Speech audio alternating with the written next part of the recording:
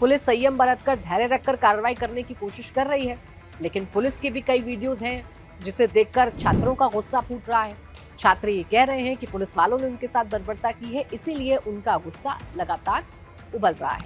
और बात अब सिर्फ दिल्ली तक नहीं है, बात देश के बाकी राज्यों तक भी चली गई है।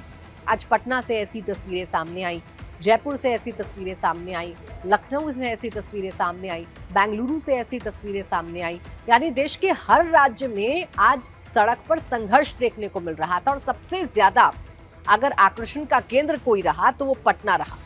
पटना में बीजेपी और कांग्रेस के कार्यकर्ता आमने सामने आ गए। बात यहां से शुरू हुई कि बीजेपी प्रदर्शन करना चाहती थी राहुल गांधी के कल वाले प्रदर्शन के खिलाफ।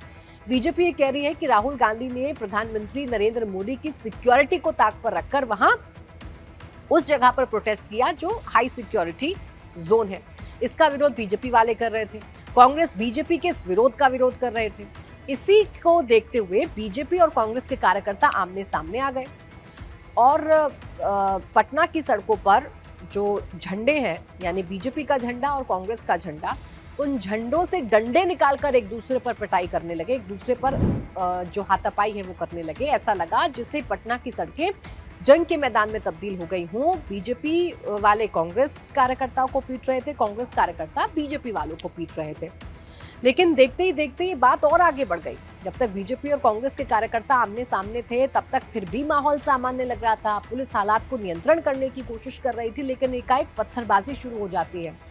वही सेम एग्जैक्टली हुआ जो दिल्ली की सड़कों पर देखने को मिला था।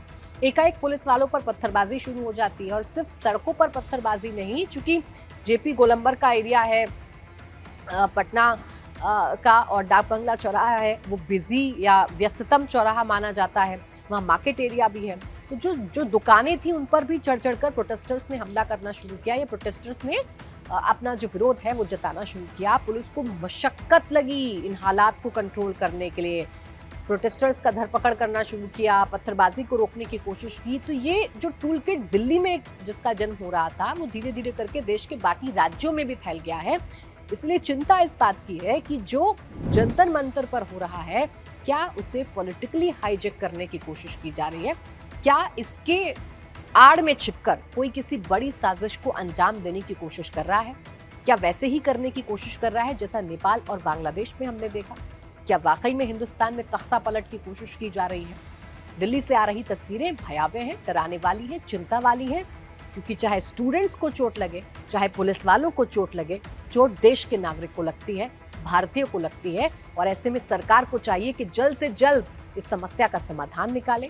सरकार को चाहिए कि जल्द से जल्द विपक्ष की मांगों को, स्टूडेंट्स की मांगों को मानकर एक ऐसा रास्ता निकाले जिससे प्रोटेस्टर्स अपने घर को लौटे, स्टूडेंट्स को चोट ना लगे, पुलिस वाले भी घायल ना हो। क्योंकि अभी देखने को तो ये मिल रहा है कि पुलिस वालों पर भी हमला हो रहा है, स्टूडेंट्स भी अपनी चोट की शिकायत कर रहे हैं और सीधे तौर पर ये कोशिश की जा रही है रात के अंधेरे में पुलिस पर यह दबाव बनाया जाए कि पुलिस अगर बाहर निकलेगी, ड्यूटी करेगी तो पुलिस पिटेगी। और इस दबाव में अगर पुलिस आती है तो क्या हो सकता है दिल्ली की सड़कों पर, इससे अंदाजा लगाया जा सकता है।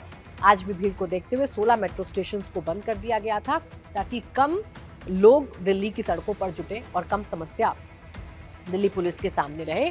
सीआरपीएफ की जो टुकड़ियां हैं उनको अलग अलग राज्यों से बुला लिया गया है, आरएएफ को सीधा कश्मीर से बुलाया गया और आज बंगाल में लगी 20 सीआरपीएफ की टुकड़ियों को भी एयरलिफ्ट करके दिल्ली में तैनात कर दिया गया है ताकि दिल्ली, राजधानी दिल्ली सुरक्षित रहे और आंदोलन की आड़ में कोई टूल किट अपना प्रयोग सफल ना कर पाए।